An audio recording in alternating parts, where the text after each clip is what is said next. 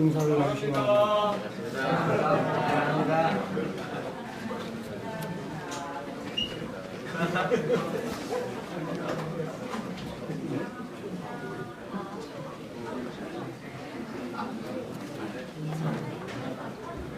오늘 날씨가 너무 더워서 많이 힘드셨죠? 근데 이렇게 계시록 16장 7절에 보시면 넷째 대접을 이렇게 딱 떠뜨릴 때 해가 사람을 태워 죽는다고 나오거든요. 좀 그거를 이렇게 생각을 해보면서 이 더위보다 더 무서운 더위가 기다리고 있다, 이런 생각을 해보게 되었습니다. 그래서 그거를 생각하면서 어떤 걸 생각했냐면, 참 이런 환난을 통과하지 않는 것에 대해서 얼마나 감사가 되는지, 그리고 특히 이제 마태복음을 이렇게 쭉 묵상을 하면서 오늘은 마태복음 전체를 이렇게 한번 훑어보려고 합니다. 짧은 시간이지만 어떤 걸 생각했냐면, 정말 하나님께서 우리 교회는 왕국이란 말을 많이 쓰시는데, 정말 하나님의 왕국, 하늘의 왕국이라는 말을 이렇게 표현을 많이 하고 있습니다. 마태복음에 보면은 천국이라고 하는 표현이 나오는데, 영어에 보면 또 킹덤 오브 헤븐 그래서 하늘의 왕국이라고 나와 있고, 또 다른 복음서에는 하늘나라, 하나님 나라 이렇게 나오는데, 하나님 나라라고 나온 건 영어 성경에 보면 또 킹덤 오브 갓 이렇게 표현이 되어 있어요. 그래서 이와 같은 하나님 하늘의 나라, 하나님 나라에 대한 그게 이 땅에서 분명히 이렇게 말씀을 하셨거든요. 임했다고 말씀을 하셨을 뿐만 아니라, 그럼 이와 같은 하나님의 왕국이 언제 이루어질 것이냐, 그런 부분에 대해서 소망을 갖고 마태복음 전체를 통해서 오늘 주제를 하늘의 왕국, 하나님의 왕국 및 교회라고 하는 주제로 말씀을 한번 이렇게 증거를 하려고 합니다. 근데 놀라운 건 뭐냐면, 우리가 이 아담 그러면 그런 걸 많이 생각해 보시지 않았죠. 하나님께서 아담을 지어 만들 때 어린아이로 만드시지 아니하시고 바로 이렇게 장성한 어른으로 이렇게 만드셨어요. 그런데 하와도 아담 갈빗배를 빼서 아이로 안 만드시고 바로 장성한 여자로 만드셔가지고 이렇게 결혼을 하게 해서 이렇게 가인과 아벨을 낳게 하는 이런 모습을 보게 됩니다. 근데 놀라운 게 뭐냐, 우리 주님은 어떻게 되죠? 우리 주님은 성령으로 잉태를 하게 해서 아이로 태어나게 해서 엄마 젖을 먹고 자라게 할 뿐만 아니라 엄마와 아빠의 아주 따뜻한 사랑을 받고 또 형제들과 이렇게 자라면서 성장하는 그런 과정을 보게 됩니다. 이걸 보면서 하나님께서는 왜 이렇게 아브라함에 나타난 새 천사처럼 그냥 차라리 천사를 딱 땅에 내려보내서 이렇게 하셨으면 편하실 텐데, 왜 이렇게 성령으로 잉태되게 해서 자라게 해서 그렇게 하셨을까? 이런 것들을 이렇게 생각을 해 보게 되면서, 정말 하나님께서는 정말 죄 없으신 그분만이 이 죄를 대속할 수 있기 때문에 그와 같은 계획을 세우시고 이런 것들을 이렇게 볼 수가 있었습니다. 그와 같은 것들이 성경에 정확히 이렇게 언급이 되어 있어요. 그래서 우리 창세기 2장 7절에 보면 하나님께서 흙으로 지어 만드셔서 코에다가 뭐를 집어넣었다고 그랬죠? 숨을 집어넣어서 어떤 책에 보면 생명이 된지라 이렇게 표현되어 있는데, 생명 또 어떤 이렇게 흠정형 성경 같은 데를 보면 이렇게 살아있는 혼이 되었다, 이렇게 표현이 되어 있습니다. 다시 말씀드리면, 이와 같이 하나님께서는 살아있는 혼의 생명을 갖고 사람이 태어나도록, 우리 인간은 혼과 영과 몸으로 됐다고 그러죠. 이렇게. 근데 보통 영어 번역에 이 soul이라고 하는 혼을 그냥 영혼이라고 이렇게 번역을 하니까 그냥 영혼이 이렇게 달라붙어 있는 것처럼 보이는데 이건 좀 잘못된 번역이 아닌가 이렇게 생각이 돼요. 하여튼 우리 어떻게 됐든 간에 그걸 지금 따지려고 하는 게 아니고 중요한 거는 마태복음 1장 20절에도 보면 분명히 성령으로 잉태된 것을 말할 뿐만 아니라 누가복음 2장 40절에 보면 누가복음 2장 40절에 보면 뭐가 나오냐면 이렇게 해요. 아이가 자라면 영이 뭐라고 그러냐면 스피리트, 영이 강하게 되고 지혜가 충만하여 이렇게 나와요. 영이 강해진다.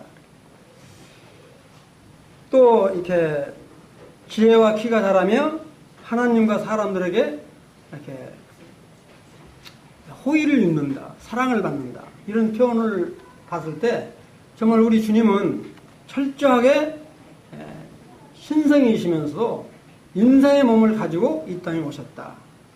그런데 놀라운 거는 이렇게 하나님으로 오셨으면 그냥 바로 사역을 하실만 한데 왜 30년간이나 기다렸을까? 왜 30년간 기다렸다고 생각을 하세요? 구약의 율법에는 제사장이 되려면 30세가 되어야 사역을 할 수가 있어요. 근데 우리 주님도 이와 같은 율법에 따라서 30년 동안 기다리신 거예요. 아버지하고 목수일을 하면서도 사랑을 배우면서 그렇게 지냈다가 30이 딱 되니까 어떻게 해요? 자기보다 먼저 태어난 요한에게 침례를 받죠. 사실 침례 받을 필요도 없잖아요. 어떻게 보면. 그런데 죄 없으신 우리 주님이 요한에게 침례를 받으시고 그러면 침례 받고 또 하는 게 아니라 뭘 해요? 사탄 마귀로부터 시험을 받아요. 성령님의 이끌리심에 의해서. 그리고 결국은 뭐냐면 이 사탄 마귀를 이기고 승리하십니다. 그로부터 하나님이 이렇게 뭐를 먼저 선포를 하시냐면 이 천국을 선포를 합니다. 다시 말씀드리면 하늘의 왕국이 임했다라고 하는 사실들을 이렇게 말씀을 하신다고요. 하늘의 왕국. 우리 이방인들을 이해한다는 말은 마태복음에는 거의 없습니다. 하늘의 왕국이 임했다. 이렇게 이제 표현하신 것들을 볼 수가 있어요. 참 이런 걸 보면 참 얼마나 놀라운지. 그래서 이와 같은 예수님이 그러면 언제 그냥 이렇게 오신 거냐. 놀랄 게 뭐냐면 스가랴 우리가 9장 9절에 보면 그렇게 다시 말씀드리면 이사야 선지자는 예수님이 오시기 700년 전에 이와 같은 예수님이 태어나셔서 고난 받으실 것을 예언하고 있는 장들이 이사야에 엄청 많이 나와 있습니다. 특히 53장 같은 경우에는 아주 너무 놀랍죠. 아주 생생한 그런 부분들이 나오고 또 스가랴는 선지자는 520년 전에 주님이 오시기 520년 전에 주님에 대해서 예언을 하고 계신 걸 볼 수 있는데 바로 이 스가랴 선지자는 이 예수님이 오셨을 때 예루살렘 입성을 하실 때 뭐를 타고 입성한다고 나와요? 나귀를 타고 입성을 한다고 스가랴 선지자가 주님이 태어나시기 520년 전에 글 쓴 게 있어요. 그게 스가랴 9장 9절을 한번 펴보시기 바랍니다. 그 보시면 제가 읽겠어요. 시온의 딸이 크게 기뻐할지어다. 예루살렘에 따라 즐거이 부를지어다. 보라, 내 왕이 내게 임하시나니 그의 공의로우시며 구원을 베푸시며 겸손하여서 나귀를 타시나니 나귀의 작은 것 곧 나귀 새끼니라. 나귀 새끼를 타고 예루살렘 입성할 거를 예언을 하고 계세요. 근데 이 말씀대로 이 사복음서에 다 나와 있어요. 사복음서에 이따 말씀드리려고 하는데 사복음서에 나귀 새끼를 타고 요한복음은 빼놓고 삼복음서에 다 이렇게 나와 있는데 그거 같은 걸 보면 하나님의 말씀은 1.1획도 이렇게 흐트러짐 없이 반드시 이루어진다라고 하는 사실들을 볼 수가 있다. 또 이사야 선지자는 이사야서 9장 6절 7절을 한번 펴보시면 이렇게 나와요. 이는 한 아기가 우리에게서 났고 한 아들을 우리에게 주신 바 되었는데 그의 어깨에는 정사를 메었고 정사를 메었고는 무슨 말이에요? 모든 권력을 가졌고 그 다음에 그의 이름은 기노자라. 이름 표현을 기노자라고 그랬는데 원더풀이에요. 아주 이렇게 정말 신기하다. 이게. 도저히 사람이 말로 표현할 수 없는 원더풀하다. 그 다음에 모사라 그랬는데 모사는 뭐 사기꾼 모사가 아니라 카운슬러. 다시 말씀드리면 이렇게 잘 상담을 하시고 변호를 잘 하시고는 그런 모사라. 카운슬러. 그 다음에 뭐라고 하세요? 전능하신 하나님이라 영존하신 아버지라 평강의 왕이라. 이런 분이 오신다는 거야. 이게 700년 전에 이렇게 예언을 하신 거란 말이에요. 하나님의 영감을 받아서. 그 다음에 그 정사와 평강이 더함이 무궁하며 또 다윗의 왕자와 그의 나라에 군림하며 그 나라를 굳게 세우고 이후로 영원히. 그래서 우리 주님은 이 땅에 오셔서 한 일이 뭐냐면 근본 목적이 나와 있는 대로 정의와 공의로 그것을 보존하실 것이라. 하나님께서는 오시는데 하여튼 이 정의와 공의를 세우시기 위해서 오신 것이다. 여기에는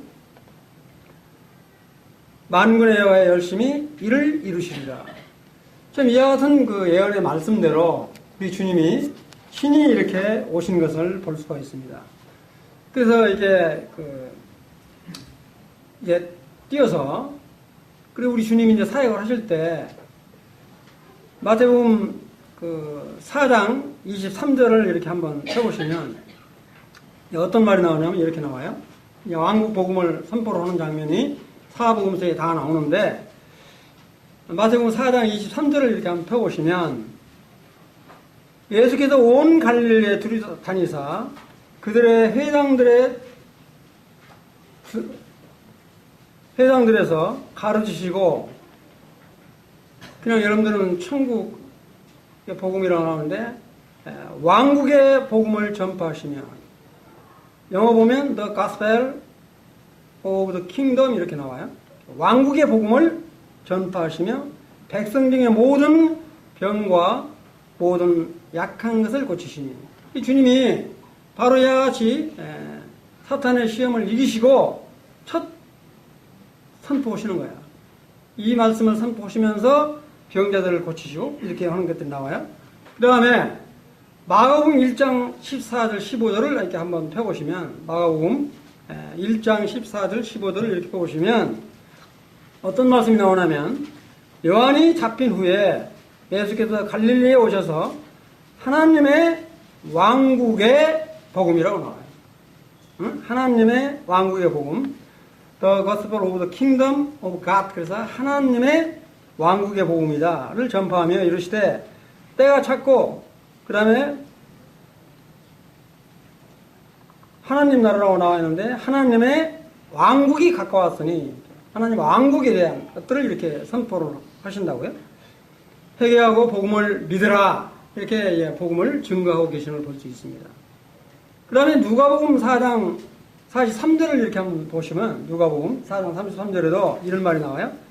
예수께서 이르시되 내 반드시 다른 도시에도 하나님의 왕국 전파하리니 또 어떤 개혁성경은 그냥 하나님 나라의 복음이라고 나와 있는데 금정역에는 하나님의 왕국이라고만 나와 있어요. 하나님 왕국을 이렇게 전파하리니 이 일을 위하여 보내심을 내가 받았다 이렇게 이제 표현을 하시고 그 다음에 이제 요한복음 3장 5절에도 보면 요한복음 3장 5절 한번 펴보시기 바랍니다.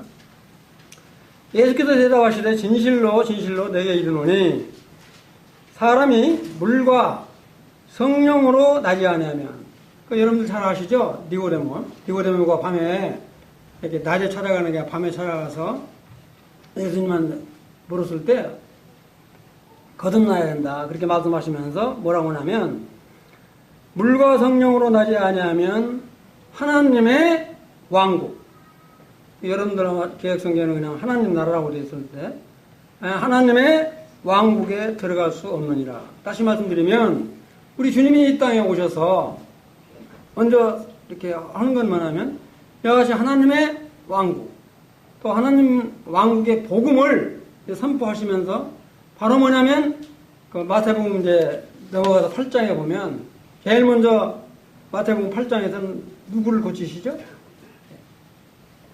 나병 환자를 고치셔요. 나병 환자를 보통 우리가 천혜의 병이라고 그러죠. 하나님이 내리신 병이라는 표현을 쓰는데, 여하튼 나병 환자를 낫게 하시고, 그 다음에 중풍병자를 낫게 하시고, 이런 일들을 병영에서 이렇게 하고 계시는데, 여하튼 많은 이적을 행하시는 이유는 뭐라고 생각하시나요?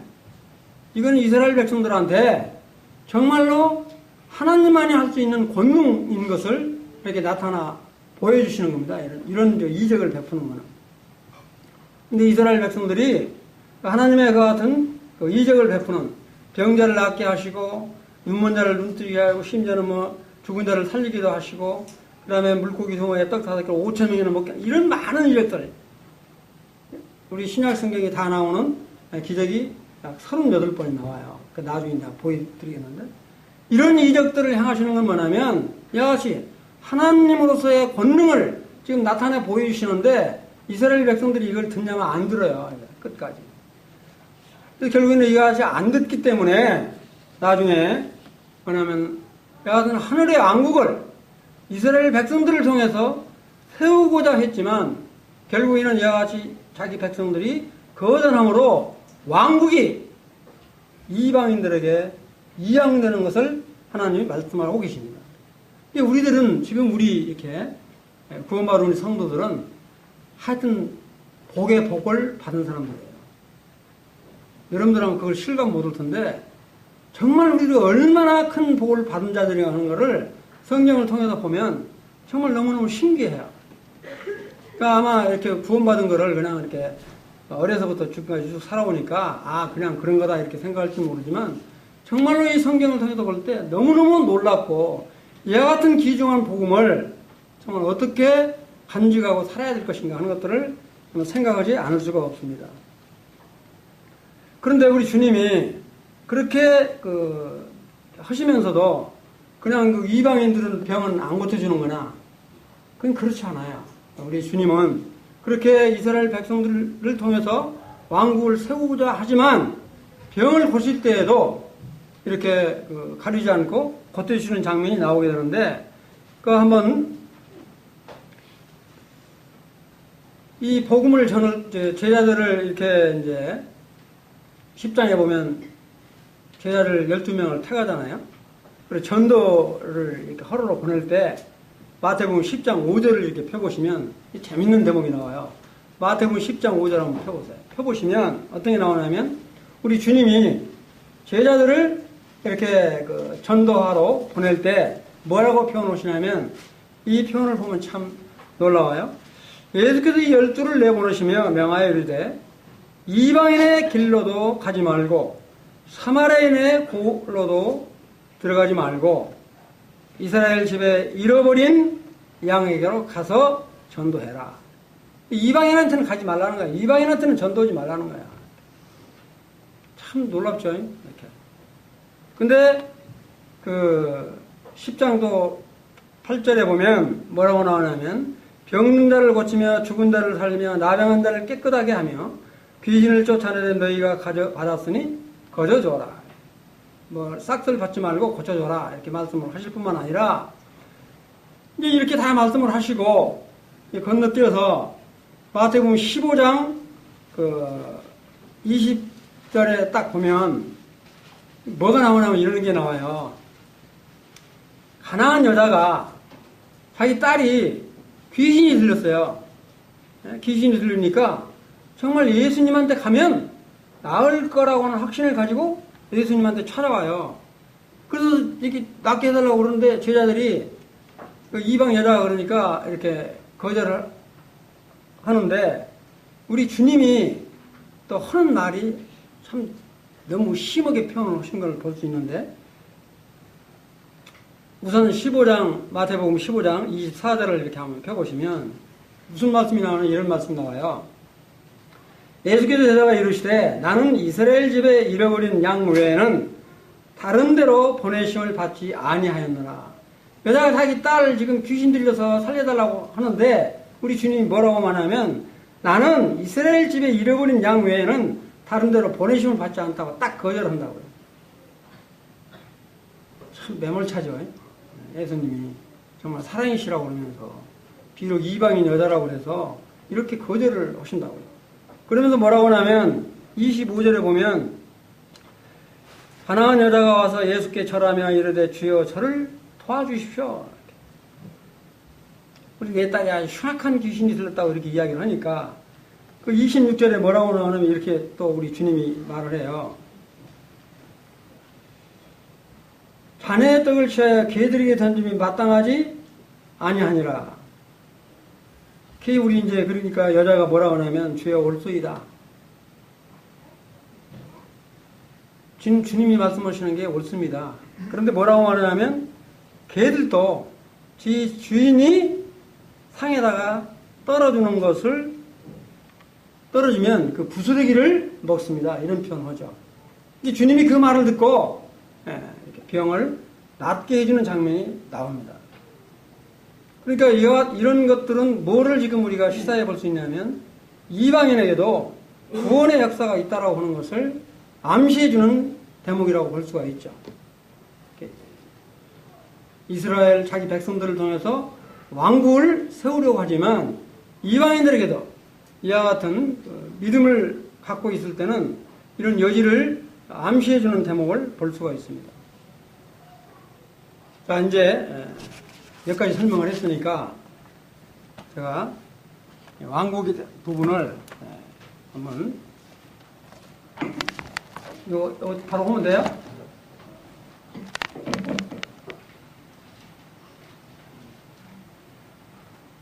어디 누르면 돼?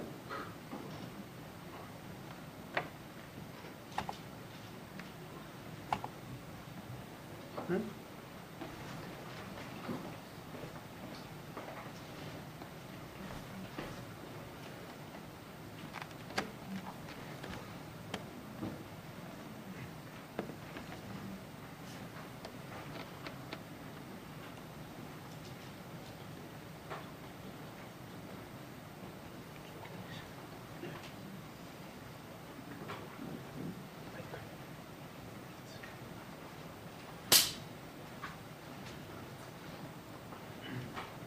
제가 한번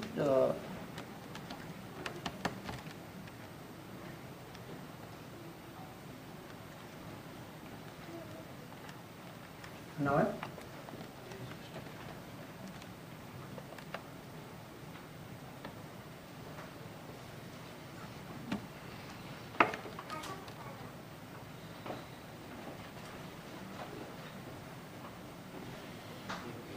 기대하셔도 됩니다. 준비를 많이 해오신가 봐요. 더운데 이거 중변이라고 혼났습니다. 이게 선풍기를 틀는데 따순 바람이 나와요. 그 에어컨을 틀면 너무 춥고 그래서 제가 이걸 지금 입고 나왔어요. 에어컨 바람이 세서 영 싫거든요. 그래서 이 더운 여름에 이렇게 옷 입고 나갔다고 좀 이상하게 생각하지 마시고요. 저는 맛이 좋습니다. 이렇게 입고 나오니까. 그렇게 이해를 해주시면 좋을 것 같아요. 이제 나오는 것 같은데?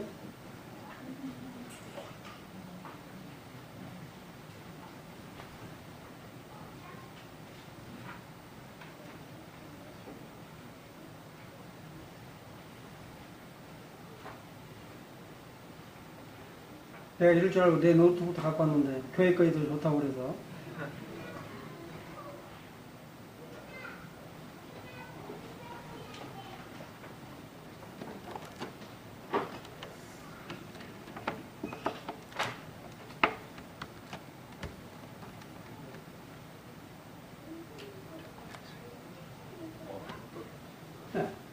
지금 이거 설명을 좀 드릴게요. 지금 제가 이렇게 설명드린 건 뭐냐면 지금 이 영화에 보면 홀링이 심한데 천국을 마태복음에서는 그 킹덤 오브 헤븐을 천국으로 다 번역을 했어요. 근데 저는 하늘의 왕국이다 이렇게 표현하고 싶고요. 그 다음에 하나님 나라 이렇게 마태복음 빼고는 전부 다 하나님 나라로 나와요. 하나님 나라는 킹덤 오브 가스로 나옵니다. 이거는 하나님의 왕국 이렇게 표현을 하고 싶어요. 그래서 이게 하늘의 왕국이나 하나님의 왕국은 지금 현재 이루어졌습니까? 지금 이루어지고 있는 중입니까? 아니면 공중에 떠 있는 부분입니까? 어떻게 생각하세요? 한번 생각을 한번 해보시오. 그런데 중요한 거는 하여튼 이 땅에는요, 이게 이스라엘과 교회와 이방인 이 세 것을 딱 구분된다 이렇게 이해가 되죠. 어떤 사람들은 이스라엘하고 교회하고 같다 이렇게 말하는데 이건 아주 잘못된 분별입니다. 그렇게 표현하신 분들은 이단에 가까운 사람을 이렇게 보실 거예요. 근데 이 교회도 구원받은 사람들의 무리가 모인 교회를 말하는 거예요. 그냥 뭐 아무라도 교회라고 해서 이름 붙인 교회가 말고 정말로 예수 그리스도의 복음으로 구원받은 성도들이 모인 교회. 그 다음에 이방인은 예수 그리스도를 끝까지 부인하는 사람입니다. 이 세상은 이렇게 세 부류로 딱 구분할 수 있어요. 이 중요한 건 뭐냐면 이스라엘은 하나님이 특별하게 택한 백성이기 때문에 도저히 우리가 왜 그랬냐 말았냐 이렇게 따질 수가 없어요. 하여튼 이스라엘은 하나님의 몫이에요. 하나님의 몫. 우리의 몫이 아니야. 지금 이스라엘을 이렇게 적은 그 이스라엘 땅이 가자 지브라단 이렇게 막 싸움하고 막 이렇게 전쟁 일으키고 그러잖아요. 이 조그마한 애들이 왜 그러냐고 이렇게 말하는 거는 우리 몫이 아니라. 그거는 이스라엘의 몫은 하나님의 몫이에요. 우리 이방인들이 바탕으로 말할 수가 없어요. 이 이스라엘, 이건 도저히, 근데 이 이스라엘에게 왕국을 아까도 말씀드렸지만 세우려고 이 땅에 오셨지만 자기 백성들이 거절함으로 마태복음 16절에 보면 뭐라 나오죠? 내가 이 반석 위에 교회를 세우리니 그러잖아요. 그래서 그 교회가 바로 뭐냐면 탄생된 거예요. 이 교회는 이 예수 그리스도를 구주로 영접한 사람들이 모인 곳은 전부 교회입니다. 그 다음에 예수 그리스도를 나의 구주로 영접하지 않은 무리들은 전부 이방이냐. 그래서 하여튼 가는 길은 딱 정해져 있습니다. 지난번에는 이제 제3등령과 왕국에 대한 것을 하면서 7년 대화하려는 이야기를 했는데 하여튼 이 7년 대화하려는 반드시 온다. 근데 이 7년 대화하려는 이스라엘은 반드시 겪는다. 이스라엘 민족 중에서도 예수 그리스도를 구주로 영접한 사람들은 환난을 안 거치지만 끝까지 거절하는 사람들.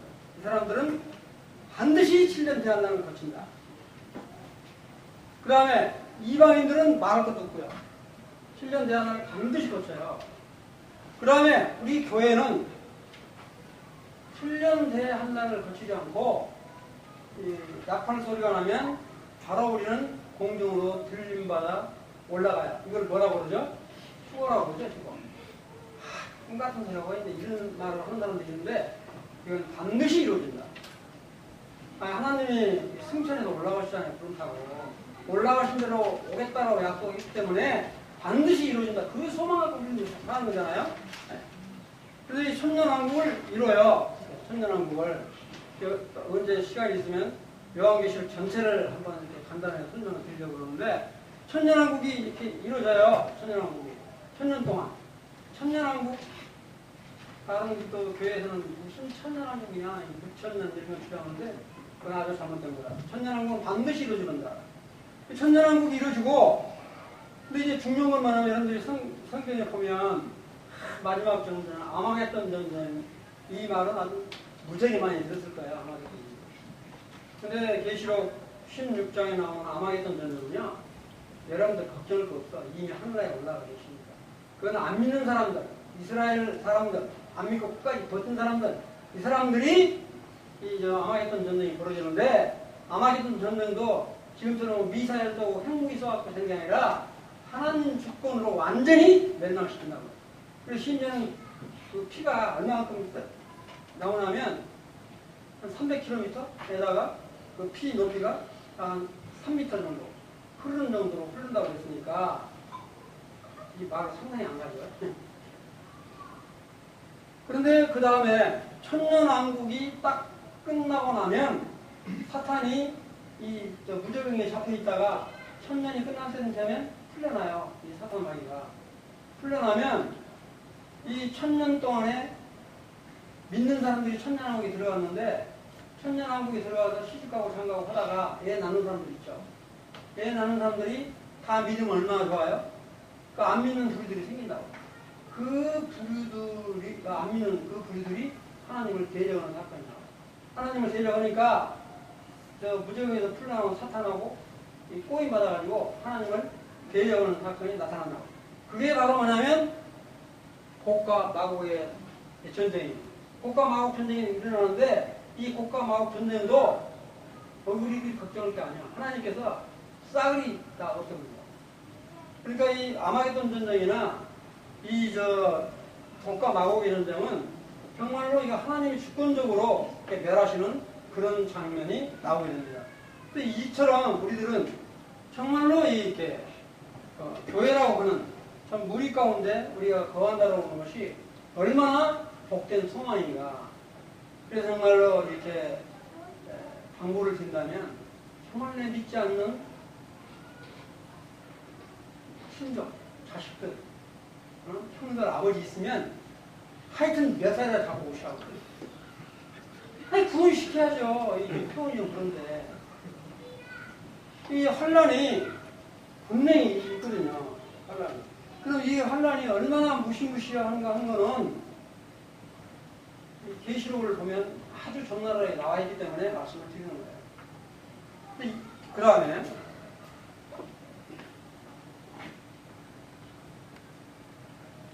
지금 이건 뭐냐면 이방인이나 이스라엘이나 다 구원받으면 교회로 들어온다. 그렇게 표현을 해놓은 겁니다.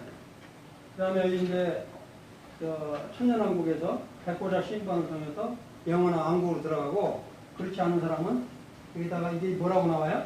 계시록 20장 15절에 보면 이걸 불못이라고 그래요. 불못. 불못은 떨어진다. 이건 내가 한 말이 아니고 성경에 있는 거를 요약을 해놓은 거니까 참고로 하시면 좋겠고요. 그 다음에 이거는 이제 지난번에 한번 보여드렸던 건데, 이게 뭐냐면 저는 그렇게 생각을 해요.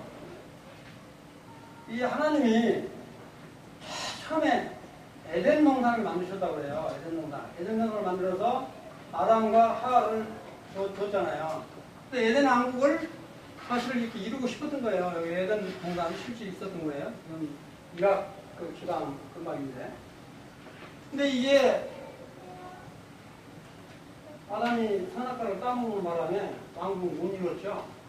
그래서 이렇게 위임됐어요. 그래서 이제 저게 가나안 왕국이라는 표현을 썼는데, 이 다윗 왕을 통해서 정말 왕국을 이루고 싶었어요. 결국에는 솔로몬이 이렇게 부상숭배를 하고 그래서 자기 후대에 이루지 못하잖아요. 다시 말씀드리면 북이스라엘은 19대 왕 208년 만에 망하고, 그 다음에 이 남유다는 20대 344년 만에 망해서 결국에만 하면 이렇게 다윗 왕조, 가나안 왕국도 못 이루게 돼요. 그래서 이제 넘어왔는데 구약 마지막이 말라기죠. 말라기에서부터 우리 주님이 올 때까지 몇 년 동안이냐면 400년 동안의 기간이 있어요. 400년 동안.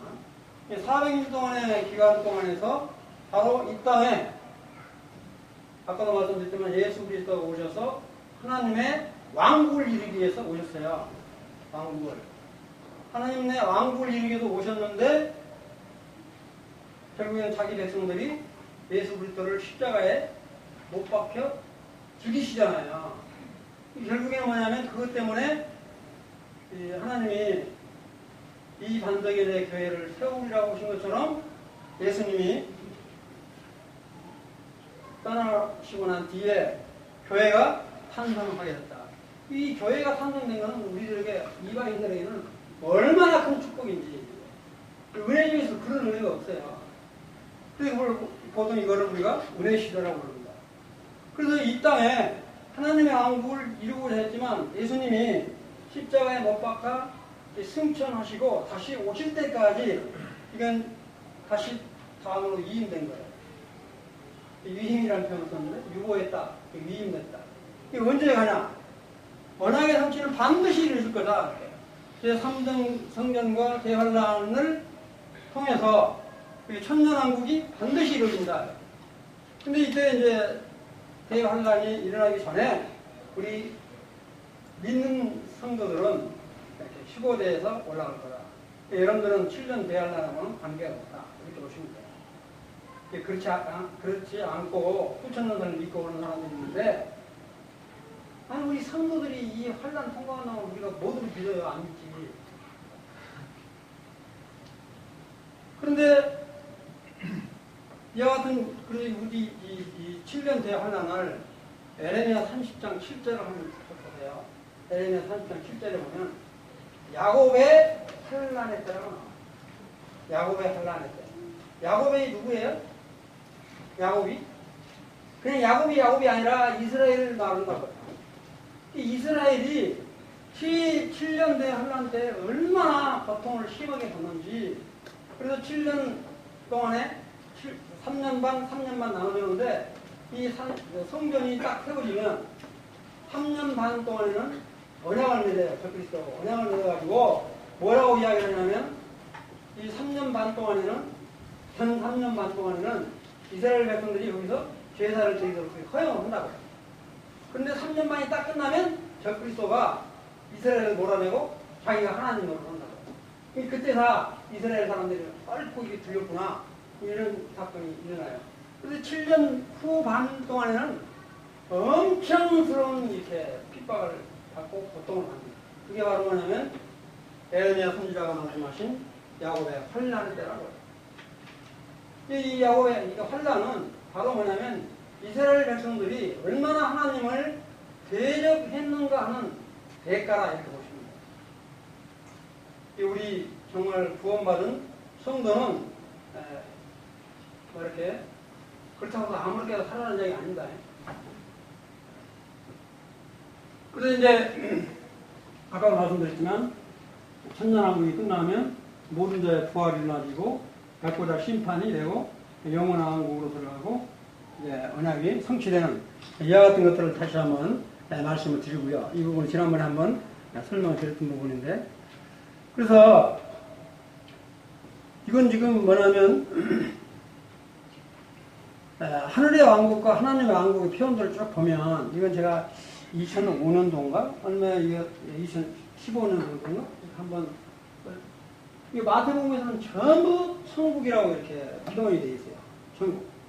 킹덤 오브 헤븐. 이걸 전부 천국으로 번역을 했어요.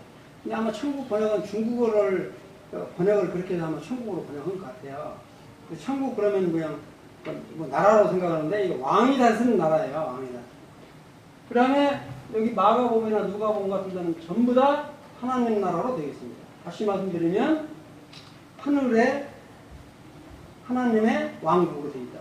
표현들이 그렇게 되어 있다. 참고로 하시면 되겠고요. 아까 있는 거를 내가 다시 한번 말씀드리고, 이거는 이제 아까 있던 거를 70일에 다니엘서 9장에 나오는 거를 요약만 간단하게 이 7일은 지났어요. 이 69일에 남아있고, 그 다음에 뭐냐면 이제 대환란 7년 동안이 남아있는데, 이 시점은 언제 있는지는 모르지만 반드시 있을 거다. 전 3년 반, 후 3년 반. 반드시 있다. 이건 다니엘서에서 나오고 다 성경의 약속이니까 틀림없이 믿으시라. 그 다음에 지금 마태복음을 지금 설명을 쭉 드리고 있는데, 이 마태복음을 설명을 하려고 보니까 이 사복음들을 좀 간단하게 말씀을 드린다면, 이 마태복음과 누가복음은 족보가 나와요. 족보가. 마태복음은 아브라함부터 시작해서 다윗까지 쭉 족보기가 나오고요. 그 다음에 누가복음은 뭐라고 나와요? 이게 뭐야? 거꾸로죠. 우리 마리아 족보로부터 쭉 해서 올라옵니다. 이렇게 지금 나와요. 그래서 보통 우리가 마태복음은 하나님의 왕국의 도를 선포하는데 왕국복음이라고 표현하시죠. 왕국복음이다. 그래 이걸 뭐냐면 사하다라고 표현하기도 하고 그러는데, 그다음에 뭐냐면 마가복음은 정말 우리 주님이 이 세상에 이렇게 섬기러 오신 종의 모습을 나타낸 거다. 이렇게 보시면 되고요. 이 세상을 섬기러 오신 분이다.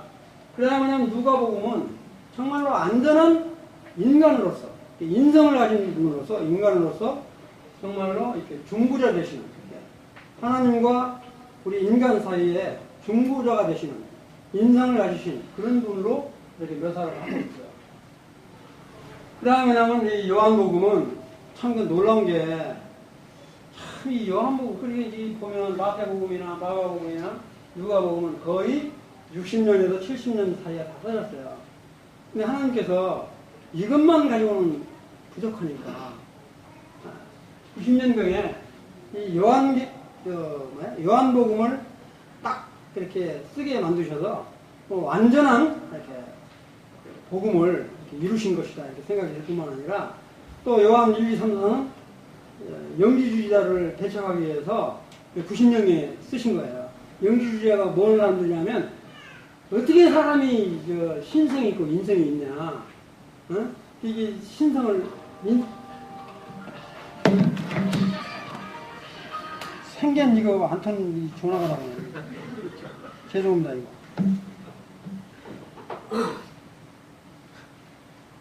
이쪽 꺼줄게.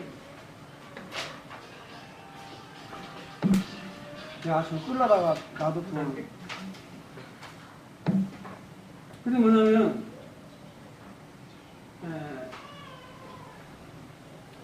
근데 제가 이제 말씀드리고 싶은 건 뭐냐면, 이처럼 마태복음은 정말로 이 선지자들의 예언을 성취하기 위해서 왕으로 이렇게 오신 분이다.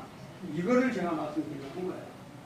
그래서 이 마태복음은 28장으로 제일로 이렇게 다른 성경보다도 긴 성경이라고 볼 수 있는데, 이와 같이 지금 이렇게 언급을 했습니다. 그래서 이사야 특히 42장, 49장, 50장, 52장을 보면 종의 노래라고 해서 예수님에 대한 예언의 노래가 전부 싹 나오고 있어요. 이거 보면 아까도 말씀드렸지만 벌써 700년 전에 예수님이 이 땅에 오셔서 어떻게 당하실 건가 하는 게 우리가 이사야 53장에 정확히 나와 있잖아요. 그런 것처럼 성경의 예언에 있는 말씀대로 하여튼 이루어진 거다. 여기 다 써놨는데, 스가랴 9장 9절, 이사야 9장 6절, 그 다음에 미가서 나오고, 그 다음에 이사야 42장, 스가랴서 6장 1절, 전부 다 나온다고 해요. 사복음서 전부 다. 다시 말씀 드리려고 하는 건 뭐냐면, 이처럼 신약 성경은 거의 구약의 선지자들의 예언대로 이렇게 확증된 거다. 이걸 말씀드리고 싶어요. 자, 요건 이제 시간이 다 됐는데, 지금 요한복음 하나, 마태복음 28장까지를 한목에 다 정리했습니다. 그렇게 왕으로 이렇게 오셨어요. 그러니까 동방박사가 이렇게 환영을 하죠. 그 다음에 왕국복음을 선포를 하고, 왕국 백성의 도리로 지켜야 될 시민법이라고 표현을 할 수 있을까요? 이게 마태복음 5장에서부터 7장까지 다 나오죠. 그래서 그게 딱 끝나고 나면 바로 뭐냐면 병자를 치유하시고 기적을 나타내시고 왕국 복음을 이게 전도하시는 그런 부분이 마태복음에 쭉 이어졌고요. 그 다음에 뭐냐면 마태복음 10장에 보면 아까도 말씀드리지만 12제자를 이렇게 선택을 한다고요. 그리고 바로 선택하자마자 전도하러 이렇게 딱 해서 보내시는 장면이 나오잖아요. 근데 전도로 보낼 때 아까도 말씀드렸지만 절대 이방인한테는 가지 마라. 정말 잃어버린 이스라엘 사람들한테 복음을 전해라. 이렇게 말씀하시지만 아까도 말씀드렸지만 이방 여인들의 병, 치유를 하고 계시는 부분을 볼 수 있다. 그 다음에 뭐냐면 이제 우리 주님이 이렇게 해도, 많은 인력을 베풀고 해도 백성들이 이분이 정말로 메시아다 말은 그러지만 배척을 한다고. 그러니까 뭐냐면 이 16절에 참 우리 베드로가 그런 표현을 쓰죠. 네? 뭐라고 이야기를 하냐면 시몬 베드로가 대답하여 이르되 주는 그리스도시요 살아계신 하나님의 아들이십니다. 이렇게 이야기를 하니까 뭐라고 이야기해요? 시몬 네가 복이 있도다. 이를 알게 하냐면 헬류게 하뇨 하늘로 계신 네 아버지시니라. 이렇게 표현을 하고 16장 19절에 보면 하늘의 왕국의 열쇠를 내게 주리니. 그 다음에 18절에 보면 내가 이르노니 너는 베드로라. 내가 이 반석에 내 교회를 세우리니 음부의 권세가 이기지 못하리라. 이와 같은 이제 말씀대로 하여튼 교회가 주님이 승천하신 후에 교회가 세워졌고, 정말 이때 처음으로 16장에서 우리 주님이 제자들에게 내가 죽고 부활할 것을 이야기하지만 제자들이 이해를 못합니다. 그러니까 엉뚱한 소리 하죠.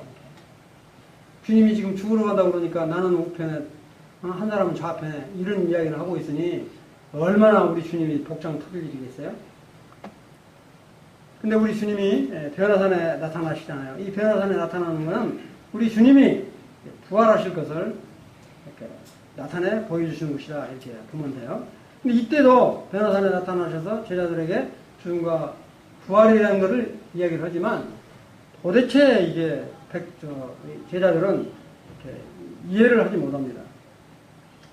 그 다음에 뭐냐면 이제 21장에 딱 넘어가면 아까 스가랴서 양절에 있는 것처럼 나귀 새끼를 타고 예루살렘에 입성을 하셔요. 입성을 하실 때 누가복음에 보면 우리 주님이 그 예루살렘을 보고 눈물을 흘리시더라 이렇게 나와요. 그러면서 예루살렘에 대한 정말 멸망을 예언할 뿐만 아니라 24장에 딱 넘어가면 정말 이 성전이 완전히 파괴될 것을 이렇게 예언을 하시는 대목이 나온다고요. 예루살렘이 완전히, 그 다음에 24장에 보면 아까도 말씀드렸지만 환란에 대한 예언들을 우리 주님이 쭉 이렇게 말씀을 하고 계십니다. 이 같은 이제 환란은 아까도 말씀드렸지만 누가 당한다고요? 이스라엘 백성들. 믿지 않는 이스라엘 백성들과 믿지 않은 이방인들이 반드시 이 환란을 통과하게 돼 있다. 이렇게 보시면 돼요. 그 다음에 한 가지 놀라운 건 뭐냐면, 그 다음에 이제 24장의 언급을 쭉 하시고 25장을 이렇게 언급하시는데, 이 25장에는 놀라운 비유가 세 가지가 나오죠. 첫째 비유가 뭐예요? 시간이 없으니까 건너뛰겠는데, 25장의 첫째 비유가 뭐죠? 첫째 비유가 열처녀의 비유가 나와요. 열처녀의 비유가 나오고, 그 다음에 또 뭐가 나와요? 달란트 비유가 나오죠. 그 다음에 뭐가 나와요? 양과 염소의 비유가 나온다고요. 이거를 25장을 열처녀를 두고 5처녀가 구원을 받았냐 말이에요. 이 25장은요 이스라엘 백성들에게 하는 교훈이지 우리들은 그냥 참고로 하실 뿐이에요. 이스라엘 백성들의 혼인이라는 게 예를 들어서 이와 같은 말씀을 하고 계세요. 이거는 구원을 받았냐 안 받느냐 이거 지금 따지는 게 아니라 이스라엘 백성들이 정말로 하나님 나라에 들어가려면 어떻게 살아야 될 것인가 하는 걸 교훈적으로 주고 있는 말씀이다. 이거를 우리 성도들에게 적용을 해가지고 구원을 받았느니 안 받았느니 이 성령 충만 안 하면 구원이 취소되니 이런 교재는 말이 안 되는 소리다. 그 다음에 이제 이 염소 비유가 나오잖아요. 염소 비유도 이스라엘 백성들에게 하는 말이에요. 너희들이 정말로 착하고 선한 일을 하지 않으면 양과 염소처럼 믿지 않는 자는 왼쪽에, 믿는 자는 오른쪽에 이 심판이 있는 것을 분명히 비유로 말씀을 드리고 있습니다.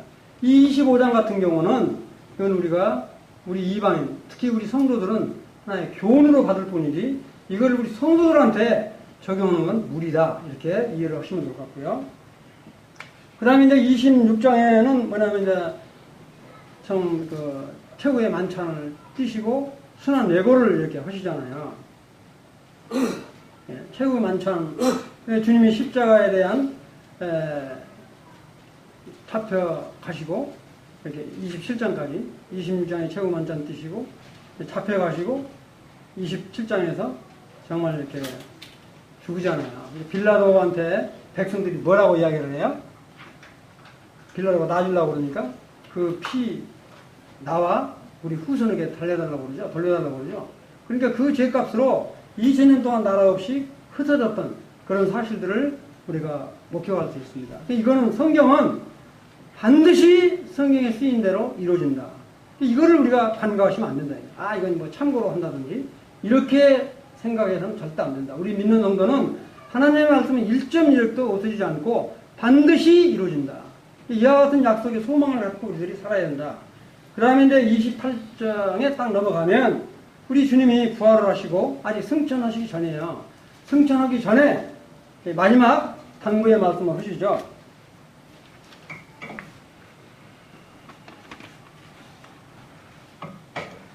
마지막 당부의 말씀을 하시잖아요. 그래서 뭐냐면 당부를 하시면서 뭐라고 말씀하시냐면 우리가 보통 지상 대명령이라고 표현하잖아요. 정말 이렇게 복음을 전해서 제사로 삼고 아들 그 다음에 아버지와 성령으로 침례를 주고 내가 분부한 모든 것을 가르쳐 지키게 하라. 이런 마지막 당부를 하시는 말씀대로 정말로 이 뭡니까? 몸된 교회를 이루게 하셨고 정말 우리들이 이 명령대로 지금 복음을 전하고 이렇게 있습니다.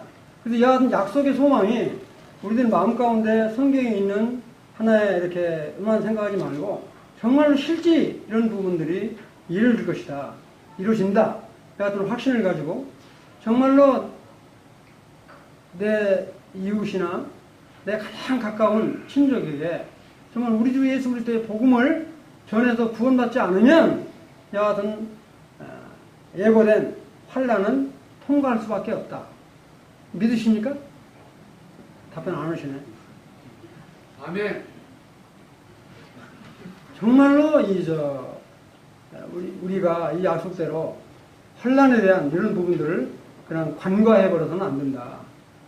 정말 우리가 믿는 이 사람들에게 이와 같은 환난의 이런 그 지경을 그냥 물려주지 않으려고 한다면 정말 우리들이 목숨을 다해서 전도할 수밖에 없다. 여기까지 하고 마치겠습니다.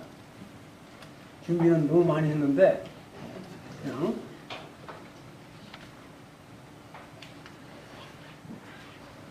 하나님 하시는 하나님 아버지, 오늘 마태복음을 통해서 하늘의 왕국과 하나님의 왕국 및 주님께서 말씀하신 대로 몸된 교회를 세우게 하시고 저희 같은 이방인들에게도 이 구원의 약속과 소망을 갖게 하신 것들을 생각할 때 진실로 감사를 드립니다. 참 저희들이 이제 마땅히 해야 될 것은 아버지와 아들과 성령으로 복음을 전하여 심례를 주고 하나님이 가르치신 모든 것들을 지키게 하는, 그래야 나의 착한 행실로 하나님께 영광을 돌리는 그런 삶을 살아갈 수 있도록 성령님이 역사하시고 함께 해주시는 것 진실로 감사를 드립니다. 이와 같은 말씀들을 통해서 저희들의 믿음들의 실상들을 보게 하시고 주님 은혜 가운데 늘 머무를 수 있도록 은혜 베푸시기를 원합니다. 오늘 한날을 허락하신 이렇게 감사를 드리며 우리 주 예수 그리스도의 이름으로 기도하옵나이다. 아멘.